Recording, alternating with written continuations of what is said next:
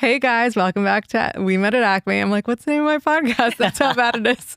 I'm so excited to be here with Chriselle Lim. Hi. Hi, so excited to be here. I can't believe we coordinated this so well with our pink. We planned this all night last night, right? We did. We were texting. We were like, should we wear the cardigan? Should we wear the oversized sweater? Which isn't oversized right now, but it's humbling for me. I'm so happy that you're here. We were just gabbing away and I didn't even start. And I kind of want to go back into gabbing, but I do have to start with the question I always start with, which is What is your favorite romantic gesture for someone to do for you? Ooh, I always thought I was acts of services, which I still am. Mm-hmm. But as I'm getting older, because I've always treated myself and no one's ever treated me, I realize that gifts really touch me now because I've always bought my own gifts. So when people actually take the time to think of a very thoughtful gesture, and it could be something as small as a note, Right. with, I don't know, something they thought of me. It could be any gifting moment. It really, really touches me. So I don't know if this was what's your love language. No, but it's all related. I would love that. I have to say I'm a little spoon feedy when it comes to gifts with my husband. I want this. Yeah, he needs to kind of be spoon fed because he's just not. And I'm curious, and we'll get into what your fiance is like, but he's not so stylish. Yeah. No disrespect, love you, honey. But he's not a guy, a man of style. I get it. I get it. But I have a friend whose husband is very stylish. He'll go to the row and he'll know exactly what sweater to get for his wife. I mean, that's pretty amazing. Yeah. So look, if he wants to get me something that is very much fits in my closet and my vibe, I love that. But for me, I think it's more of a thoughtful element of I thought of you when I saw this versus I know you love Bottega, so I got you. But even though that is nice, I wouldn't refuse a Bottega bag. But I think it's more of the thought and the element of actually taking the time to really think about something meaningful. I like that. Yeah. Yeah, that's really sweet. That's really sweet. We were just talking about Botox because I got Botox this morning. And I'm so curious what your thoughts are because I feel like I just value your opinion on all the things. Where do you stand on these different peptides? Because I was asking my dermatologist this morning and she was like, I don't know yet. So peptides or Botox? Peptides. You know how we're getting served all these things on Instagram? Maybe it's just my feed, but it's take this for strength and take this for longevity and take this for, I don't know, So I have an answer for both of those. So Botox, Botox love. I mean, yeah, we love Botox. Yeah. Fun fact, I actually stopped getting all injectables 2 years ago just to see how far I could take it without getting any injectables. I actually got all my fillers dissolved and stopped getting Botox. And it was kind of like a test that I did. And I'm still there. And I'm on the edge of okay, I think I want to go back in for a little lift, but I'm definitely staying away from fillers. But yeah, Botox, I'm considering again. You don't have any Botox for 2 years? Yeah, 2 years. You don't need to ever get it again if that's how you look. I'm 40 now, so I'm starting to see things that I never noticed before. And for me, it's really about longevity now. It's okay, what is something that I can do that I don't have to upkeep? And it's more of okay, do we go more of under their knife versus a little fill up here and there to upkeep? And that's why I decided to stop fillers for that reason. But Botox, I think, again, I'm not a doctor, but I feel from what I heard from a lot of these derms is that as long as you are able to do it in a way that fits you, then there's really no harm in the end. Yeah. So no, I agree. But I'm with you. The upkeep is the annoying part. Yeah. And it's no one's going to tell you, okay, now it's time to come back in and do X, Y, and Z. You have to think of that yourself. Yeah. And I feel as someone who is trying to be a self-starter in my business, I don't want to have to be a self-starter for my face too. Yeah. It's too much to think about. Yeah, I get it. Really want to talk about is your love life. You are happily engaged. Congratulations. Thank you. I think part of why I'm so excited to have you on is because you had a story where you walked away from a relationship and you found love again. And obviously you're not old by any means, but that didn't happen when you were like 20, Yeah. And I think so many of our listeners are in their 30s and 40s and trying to find someone, and they're not knowing where to look, what signs to show that that person is like legit and emotionally available. So if you could walk us through kind of your story of, you have two beautiful daughters with your ex-husband, and kind of, I remember we were on a panel together at Sculpt Society event. Shout out to Megan. And you had talked a little bit about your story, and I would love to hear it again a little bit into where we are now. Yeah, sure. So I met my ex when I was quite young. I was in college. Mm-hmm. And we kind of went on that path, that journey of getting engaged, married, having kids quite quickly. And granted, I never really dated before him. He was kind of my first very serious boyfriend. And I was at the old age of early mid 20s. I was really convinced that I had to find my husband. And that was purely based off of what was sold to me. Love my parents, but they're very traditional Korean American or Koreans, immigrated from Korea to the US. And also what they believed at the time, God bless them, but they really believed that, a woman at the time should marry well and at the age of in their 20s, because that is when they're the most available and attractive, and and so when I met Alan, my ex, during that period, I was like, okay, this seems like the right path for me. This is what I've been told my entire life, and I'm going by the book, and it seems like it's the right direction. And of course, I liked him, and we dated, and he wanted the same things as well. So we got engaged when I believe when I was 24 or 25, quite young. And he was your same age. I think he's 6 years older than me. Okay. So he was in his 30s. Mm-hmm. So relatively young for him as well. And then got married and had kids almost immediately. I think by the time I was 30. Yeah, because 29, because Chloe is 11 now, my oldest. Wow. Teen Yeah. mom. Teen mom, preteen mom. I literally just hosted a sleepover for 18 preteen girls. I saw that. That Wild. looked amazing. It was so fun and exhausting. But yeah, so when I really think of kind of my journey and my path of motherhood and divorce and all of that, it happened early on. And I'm very grateful that it happened early on, because I think about a lot of my friends that are going through it currently. And as painful as it is, luckily for me, the girls were really young, so they don't really remember much. Like my youngest is 7 now, and when we were divorced, she was 2. Mm-hmm. So sometimes she asks questions like, "Mommy, did you and Daddy ever live together?" Yeah. Like really cute, innocent questions like that. And so I feel very grateful in a sense where most of their life they won't remember me being married with their dad, because this is what they know, and they have a Right. beautiful life now.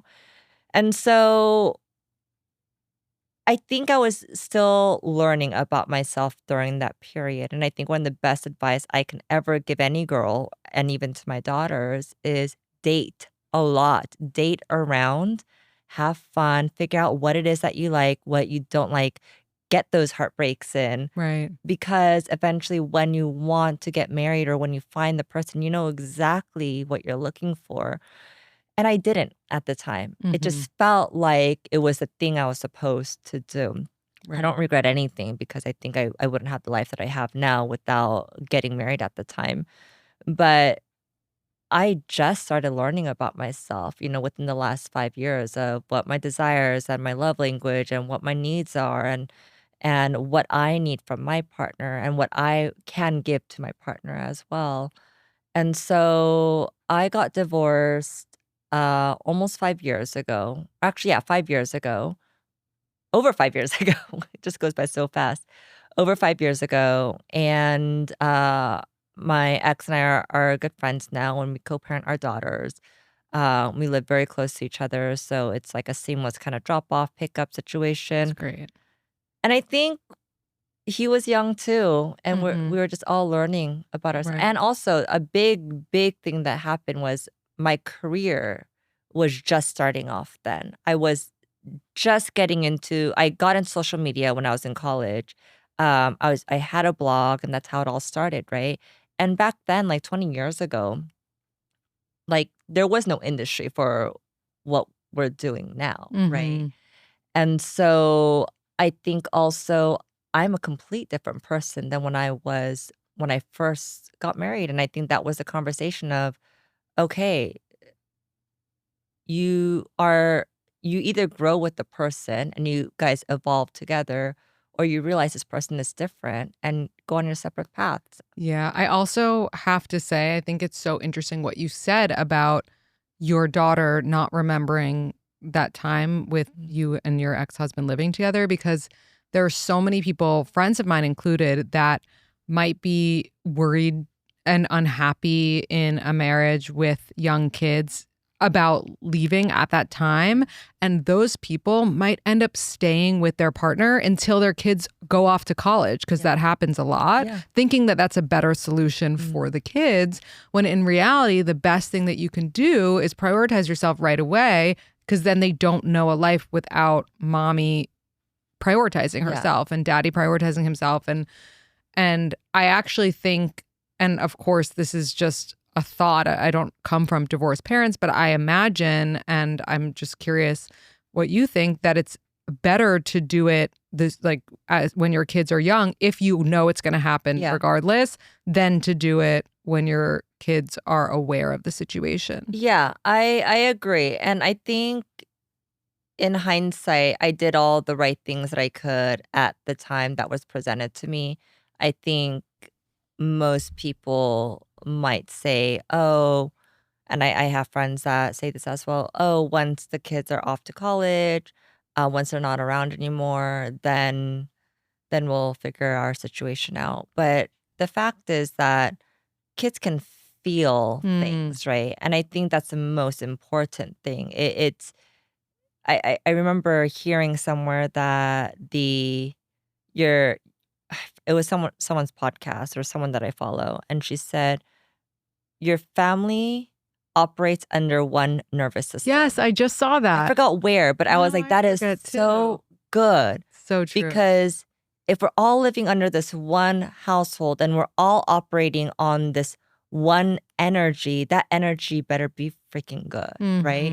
Hmm. As in the kids feel good about going to school and thriving and inviting their friends over. They feel good about, just building their life at home, and also vice versa for the husband and the wife.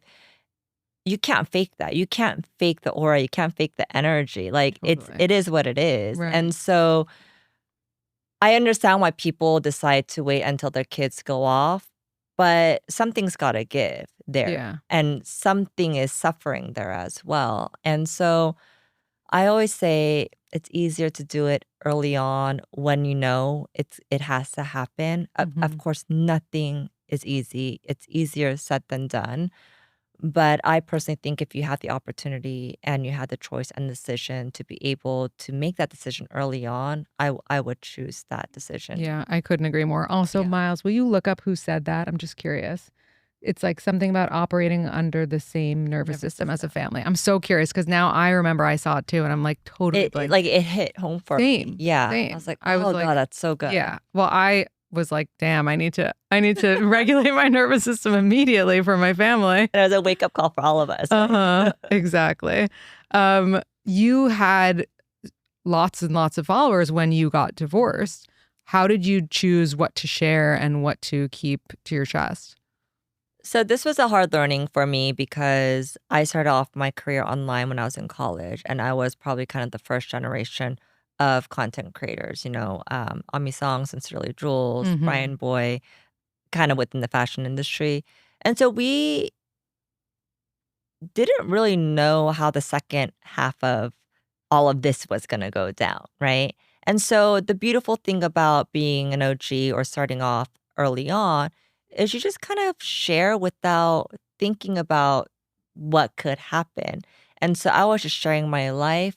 Beyond my outfits, I would share kind of life stories. When I got engaged, when we got married, I shared like my whole wedding with my father. I even brought them into the waiting room when I was giving birth. Like we literally recorded everything. And God bless my team who still works with me today. They've Mhm. gone through and seen it all with me.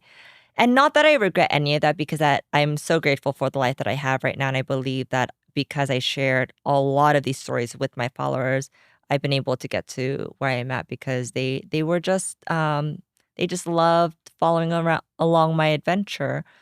But what I've learned through my divorce process was when you share so much of yourself, um, they expect a certain amount of I guess expect is not the right word. I guess what I'm trying to say is that you can't just end the story there. Like all of a Right. sudden you're just like, okay, guys, And it didn't work it didn't out. work out and Right. I'm not gonna post anything. Mhm. And that's actually how I felt. Like I didn't want to post anything anymore.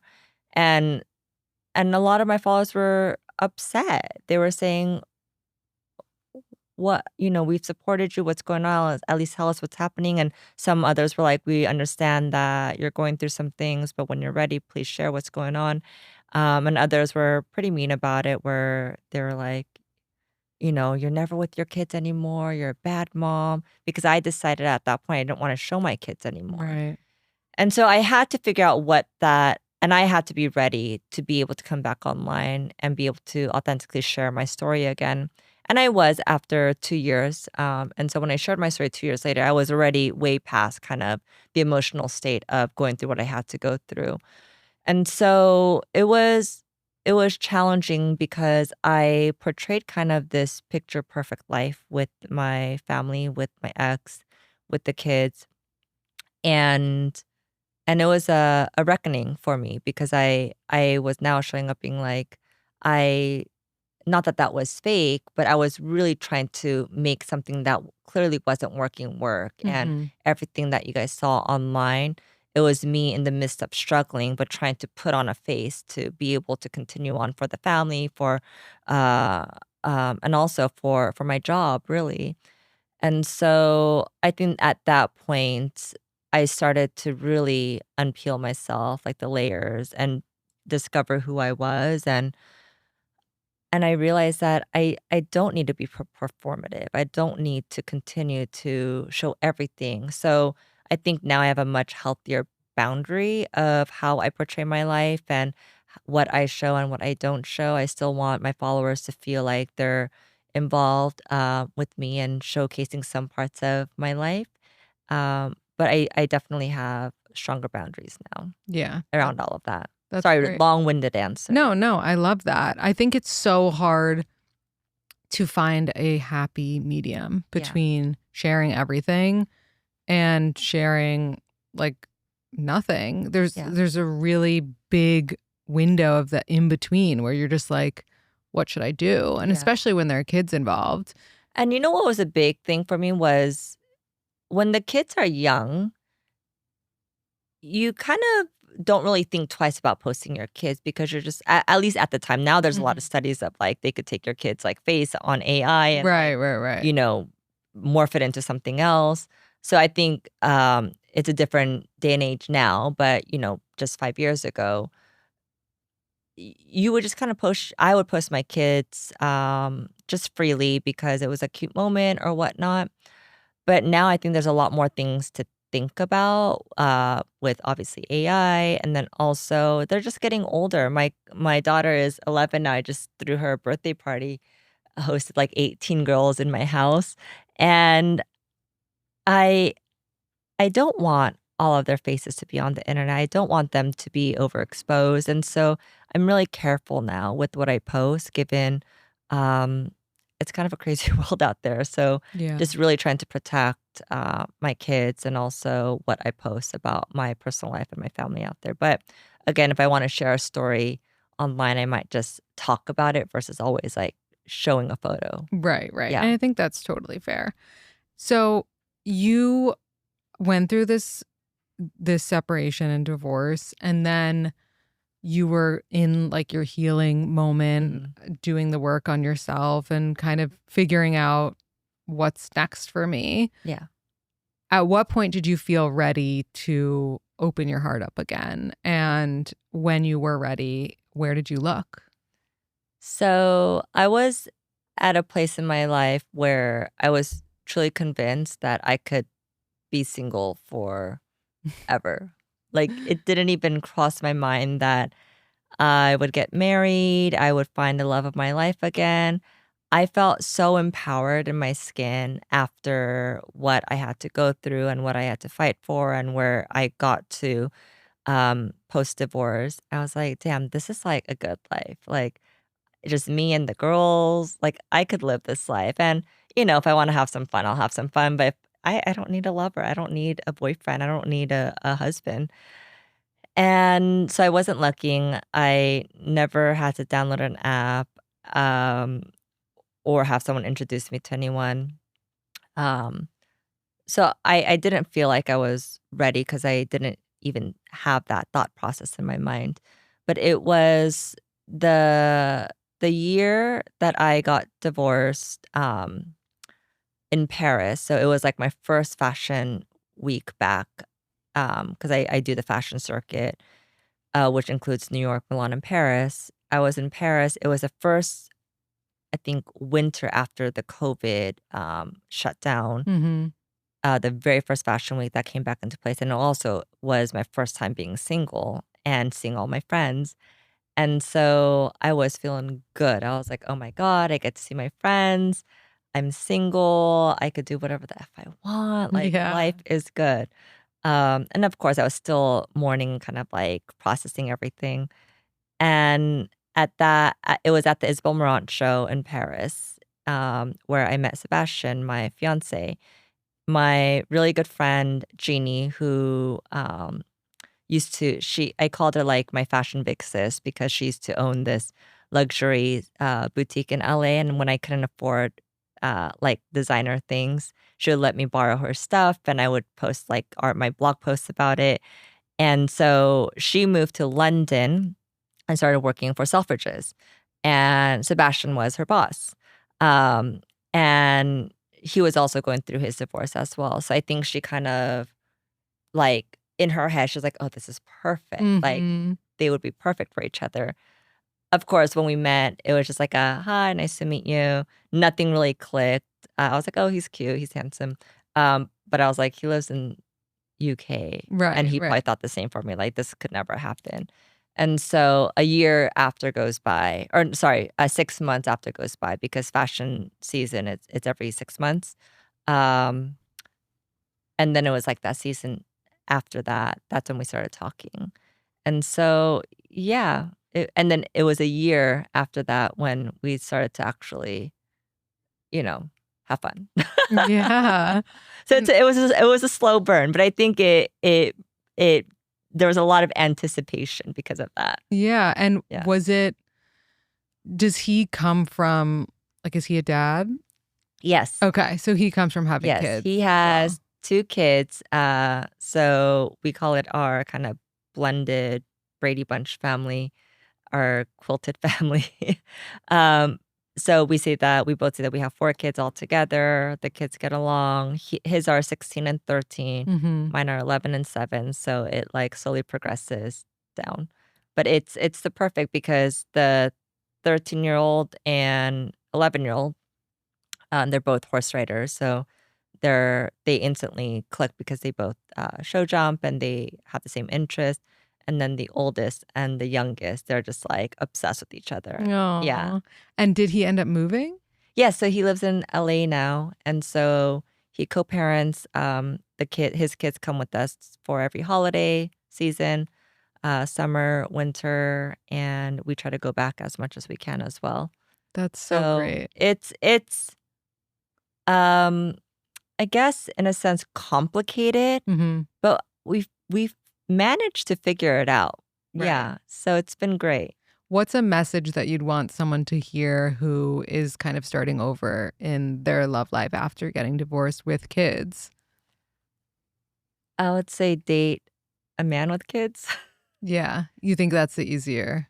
I think so. Like I really and I'm not one to judge someone that doesn't have kids. It could work out. I'm sure there are plenty of examples that have worked out. But when I really think about how I parent and when I'm with the girls, it really takes another person who has kids to understand why I can't do certain things during Mhm. that period. um, and maybe not feel jealous or not feel a certain way like they're being ignored or because when I'm with the girls, I realize I only have them half the time because I'm an equal co-parent. We do 50-50, 1 week on, 1 week off. And so when I'm with the girls, I do everything that I possibly can because in a lifetime, I'm only going to have half my time with them, which makes me really sad. Mm. And so that does mean sacrificing some of my relationship time during the periods that I have the girls. Yeah. And so again, there might be a very empathetic man that would understand that that doesn't have kids, but I think it would be really hard for most men to really understand that if they didn't have their own kids. And same thing for me too when he's with his kids, it's all about them. And I'm all for it. I'm like, yes, I get my alone time or I get Yeah. to be kind of like their sidekick and there is a feeling of like you are kind of the third wheel now.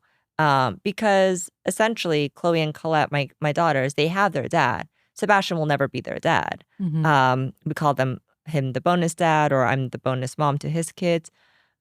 And his kids have a great mom as well. And so essentially you are kind of the sidekick in a sense, but Right. you have to be okay with that. Right. And like it would be such a turnoff if you weren't almost. You know what I'm Yeah. saying? Like, because it's hot for a man to prioritize their kids. Yeah, I love it. I don't know. I think there's something really sexy about a man that just is obsessed with their kids. So, Totally. But you yeah. know what is an interesting dynamic is so when you are with the father of your kids, like and still and married to them, Mhm. they say that you have to put your relationship first Mm. before the kids. Yeah. But it obviously changes things a little bit when it's like your secondary, you know what I'm saying? When it's your Yeah. second marriage, it's like Mm. you still have to prioritize your relationship, but I guess you more so have to prioritize your kids in that case. Yeah, that's interesting. I never thought of it that way. But Me yeah, you either. are right because when you are married, they do preach saying that, put your relationship as a priority, which I think is absolutely true and it's Hmm. super important. But I think when you're co-parenting, y- you have to reprioritize a lot of things. Yeah. And I Um, mean, it sounds like if you only have your kids half the time, like, of course you're going to yeah. make that time the Yeah. most special. And I burn myself out sometimes on the weeks that I have the girls because I try to do everything.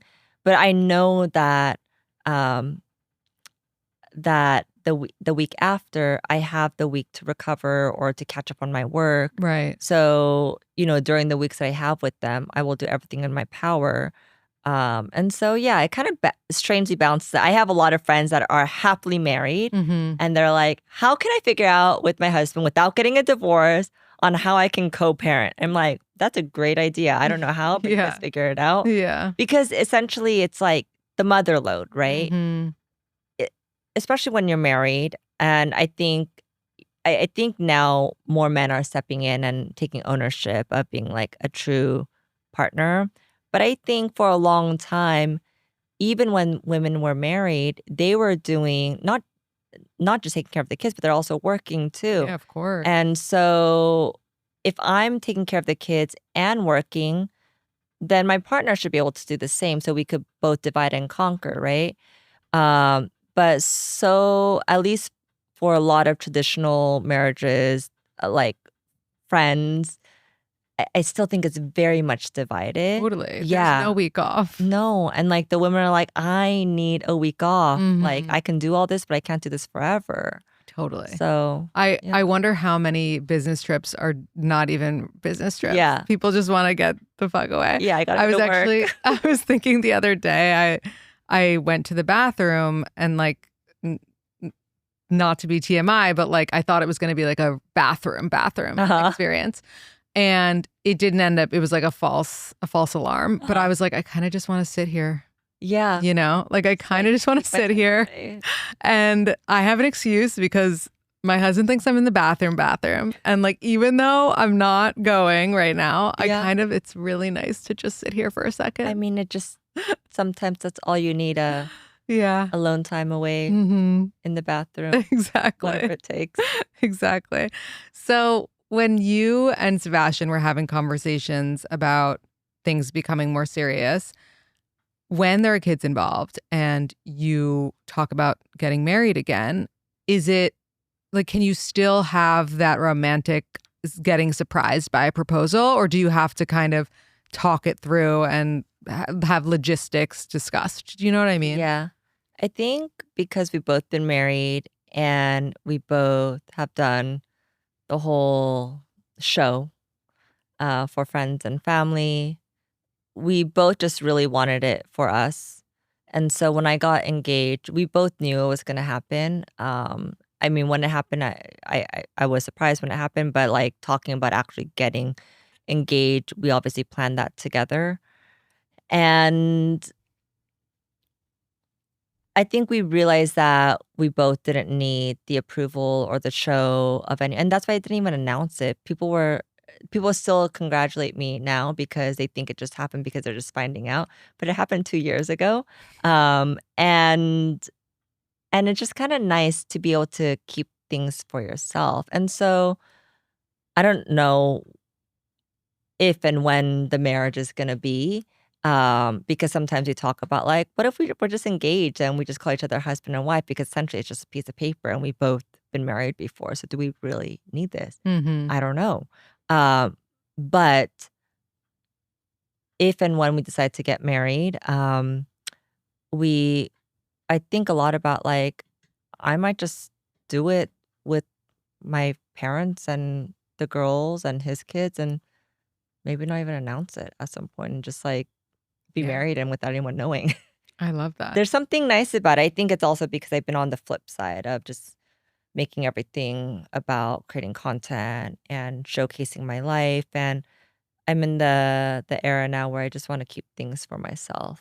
The really important things. Yeah. How does Sebastian feel about you, like about just you being so forward facing when it comes to your career? And obviously you do so many things. I mean, you're such a boss, but just in terms of like showing yourself online.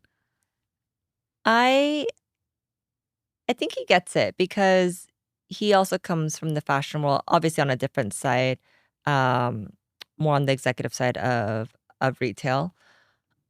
But he understands the dynamic of just what I do, but also because he understands kind of this world. It's really hard for someone to come in and understand this world of like, oh, you have to go to Paris to go to an event. That sounds so fabulous, which it is. I understand. But at the end of the day, it's a means to an end. It's also a job. And so there's no questions about it. There's no jealousy about it. I think what works for us is that he just trusts and I had the freedom to say and be who I am without having to over explain myself. And there's just this energy of just being able to understand what we do and just be supportive. So that's been really nice. How do your parents feel about you finding love again? And did they have strong feelings about when you decided to get divorced because they were so adamant about you getting married in the first place? Yeah.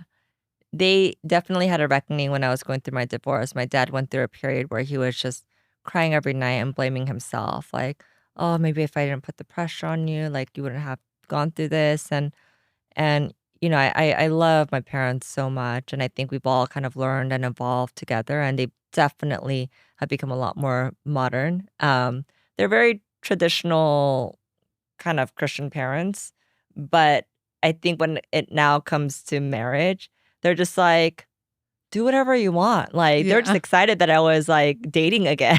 Yeah. Because they really thought I was going to stay single forever because that's what I was preaching. I was like, Mom, Dad, I don't need a man. And I think that concerned them more. Right. So they're just excited. They love Sebastian. My mom and Sebastian both have a love for cooking. So their dream one day is to have like a French Korean cookbook together. That's so So cute. it's a really cool dynamic. And we talk a lot about, they know they're obviously very supportive of us being engaged, but my mom is always like, "You don't need marriage. Like, just be engaged forever." So it's really nice to hear that from them, from a very traditional family. And I think they're again just growing and evolving as they're learning more about themselves and the truths of all of these things that we were taught when they were younger. Yeah. Yeah. Do you think that it's like, how is it coming from different backgrounds with your fiance? Does that make things like more interesting? And just what is it like? Like, There's do you have to learn things about his stuff? You know? Yeah, I mean, there's definitely lots of like lost, especially when the families are talking or like I'm meeting with his mom. There's a lot of like lost in translation moments, but I kind of love it. Like I love learning about the culture. He's very much immersed in the Korean culture. I'm learning, but I cannot speak a lick of French. It's very hard.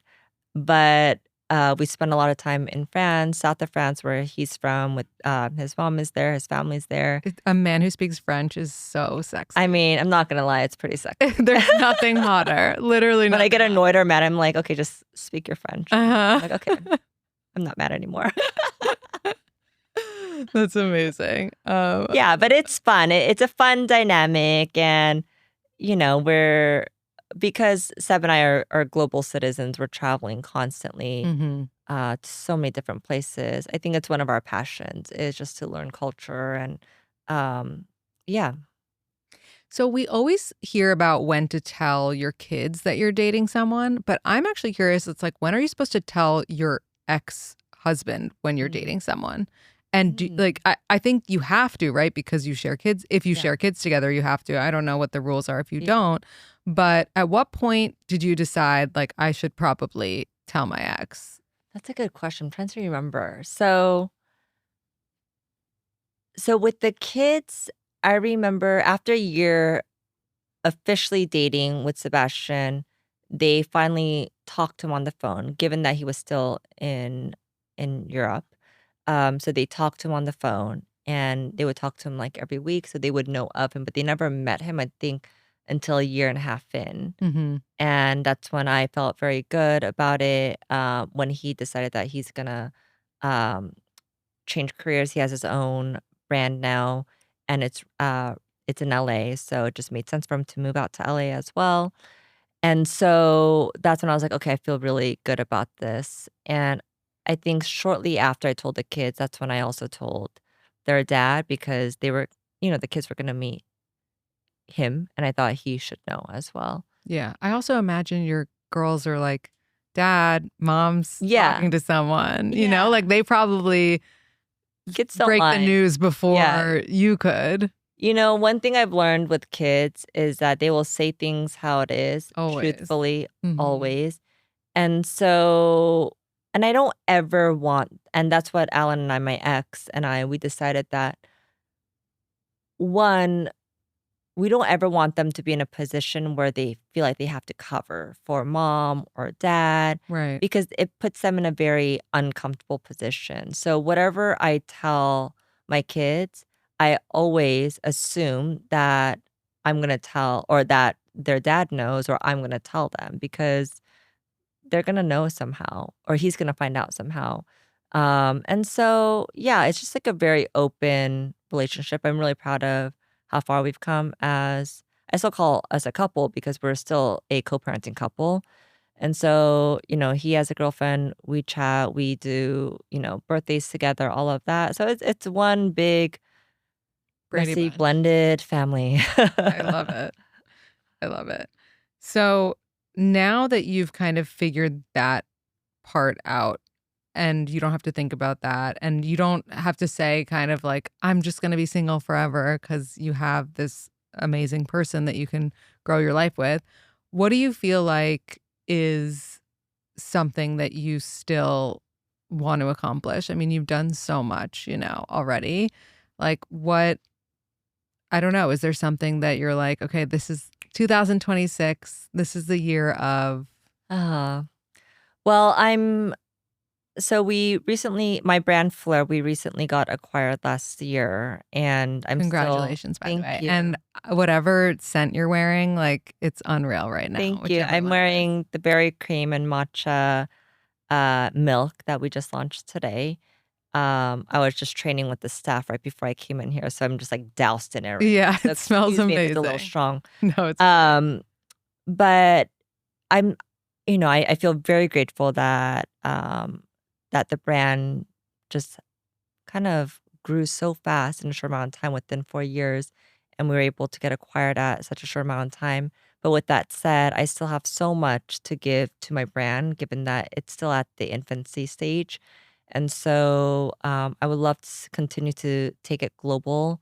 I'm traveling a ton. We're launching a bunch of markets this year, 2026. I can't really say where, but it's been a dream come true. So I think between balancing just continue to expand my brand Fleur is, I it makes me kind of sad thinking that my daughter's already 11 and I really only have probably 5 more summers with her until she's like, nope, I want to go on this trip with my friends Mm-hmm. instead.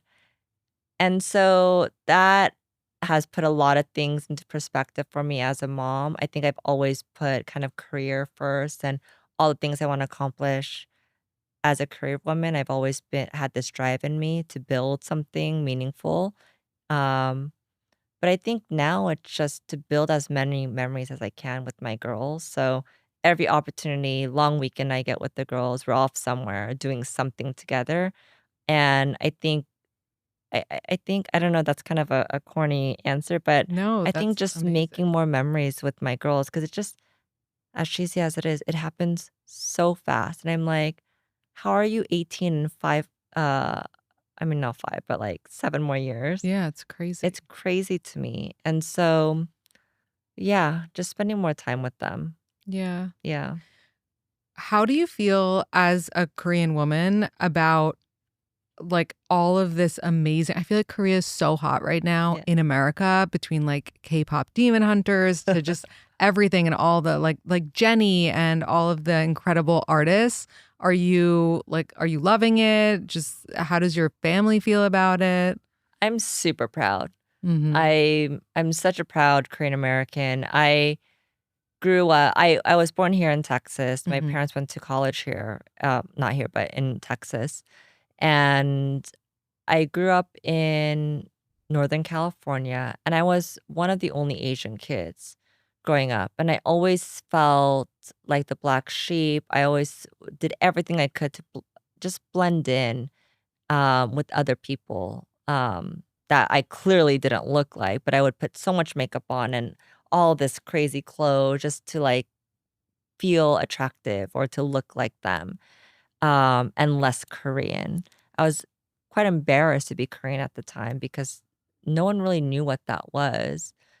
And then I moved to Korea when I think I was 10 years old, and I lived there for 3 years, but I went to an American school in Korea.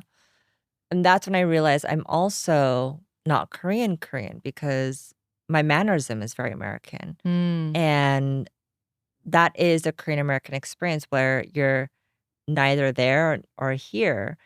And so when I see Korean culture that I was always obsessed with K-pop growing up, but it was like kind of like a secret obsession because I didn't want anyone to make fun of me as a kid. Yeah. It makes me really proud. And to know that my girls and all the little Asian girls out there can look at these movies and listen to music to people that look like them. I mean, you have little ones, K-pop demon hunters, that took the world by a storm. And Totally. It just swept the I Academy know, Awards, I know. or the Golden Globes rather, Yeah, and and the Academy Awards. what blew me away was during Halloween, almost every single girl that was like 6 and under was one of the characters from K-pop Demon Hunter. Yeah. And they weren't little Asian girls. They were girls of all colors. And that like melted my heart because I was like, this is what the world looks like. It's Right. about representation, inclusivity. It's about watching something and just being so drawn to the story, and it doesn't really matter where it's from, but the fact that it is about Korean culture and it is about K-pop, it's really cool. Like I'm just super proud how far we've come as a culture and continue to root for all K things from K beauty, K-pop, K food, Yeah, it's all of really it. amazing. I'm dying to go to Korea. My friend went recently and she got like a facial at like one of the like just anywhere. Yeah. She went to like a random place. It wasn't even any special place and she was like it made every place I've gone to in New York seem like a shithole. She was like I left that place.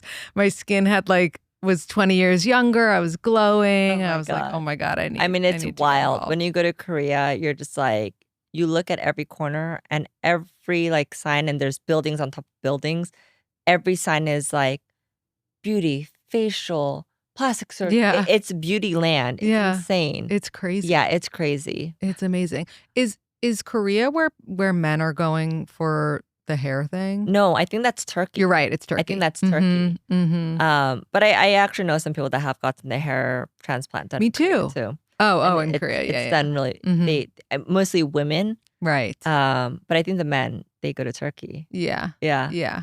It's crazy. Crazy. You can do it all these days. We'll do a trip together. Yes. Oh A my K beauty God. trip. That would be amazing. Are you fawned over and treated like royalty when you go? Oh my goodness. I wouldn't say royalty, but I definitely love just going just because my family's there. I Yeah. have grandparents there. But I imagine you get recognized for sure. Actually, not as much. Uh-huh. Because you have to remember that Korea has like its own algorithm. Right, And it's right. mainly Korean speaking. That's true. I don't really speak Korean very well. I think there are random people, like most people that can speak English that are Korean that live in Korea. A few have come up to me. But I think when they're like Korean local native, I don't think so. Yeah. Well, they have so many rock stars. Oh my God. It's Amazing. It's crazy. Okay, I want to do some fun poll questions. Oh my God. It's about to be 1600. Oh my God. How did we get there? I'm so upset. No, I'm so upset. Okay, well, we'll do poll questions next time, but Okay. we will end with a quote or piece of advice, even though you've given us so much already. What is something that you want us to take away? I would say the second chapter is always the best chapter. I love that. That's the title of our episode now. Oh, You killed it. Wait, and also, I would say never. I know. Just since we talked a lot about relationships, and I've learned so much in the last few years about myself and my needs, is I think the hardest lesson for me, and I guess we could end with this, is that I come from a culture where I was taught the more you sacrifice, the more you love, right? And so it's like, oh, we kind of call it the martyr syndrome, right? It's like even as mothers, you're sacrificing yourself because you love him or her so much. But I've learned that it's quite the opposite. And you gotta love yourself, if not more than the other person. And the other person will allow you to shine in your light, and you never have to dim your light, and you could be fully yourself. And so I think it's don't lose yourself in relationships. I think you have to be fully yourself. I love that. Thank you so much. Wait, Miles, did you find out about the nervous system? What I got was Leo Tolstoy or something. It's like, I don't know. It could have just been one of those viral TikToks. It was We'll someone, find it. I don't know, because on Instagram now, I can't tell if it's me following someone or because Right, the reels just pop up. it just pops up. We'll find it. Yeah, we'll find it. Where can everyone find you and follow you and buy your amazing perfume and all of the things? You can find me on Instagram and TikTok at Chriselle Lim, and my brand Fleur, PHLUR, on Instagram and TikTok, and we're at all Sephora's. Awesome. Thank you so much, Chriselle. Thank you so much. That was fun.